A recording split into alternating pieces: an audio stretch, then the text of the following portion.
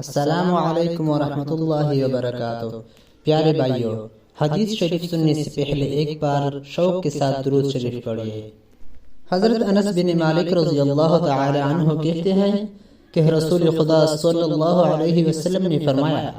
تم میں سے کوئی شخص اس وقت تک کامل مومن نہیں بن سکتا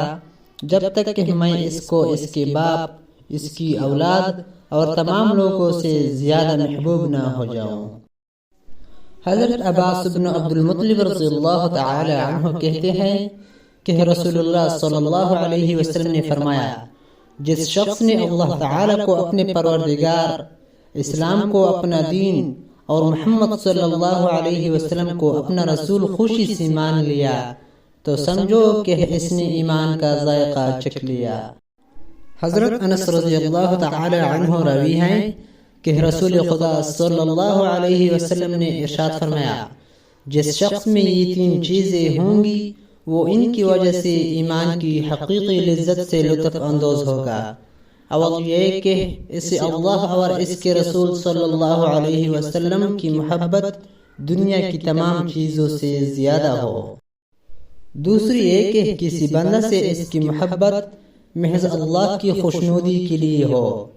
تیسری یہ کہ جب اسے اللہ نے کفر کے اندھیرے سے نکال کر ایمان و اسلام کی روشنی سے نواز دیا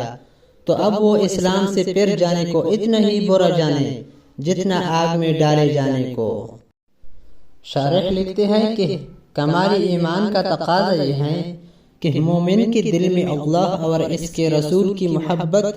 اس درجہ رچ بس جائے کہ ان کے ماں سوا تمام دنیا اس کے سامنے بیچ ہو۔ اسی طرح یہ شان بھی مومن کامل ہی کی ہو سکتی ہے کہ اگر وہ کسی سے محبت کرتا ہے تو محض اللہ کی خوشنودی اور اس کی رضا حاصل کرنے کے لیے، اور اگر کسی سے بغض و عداوت رکھتا ہے تو وہ بھی اللہ کی راہ میں،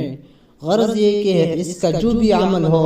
صرف اللہ کے لیے ہو اور اس کے حکم کی تکمیل میں ہو۔ ایسے ہی ایمان کا چنگی کے ساتھ دل میں بیٹھ جانا اور اسلام پر چنگی کے ساتھ قائم رہنا، اور کفر و شرک سے اس درجہ ہزار میں نفرت رکھنا کہ اس کے تصور و خیال کی گندگی سے بھی دل پاک و صاف رہے، ایمان کے کامل ہونے کی دلیل ہے۔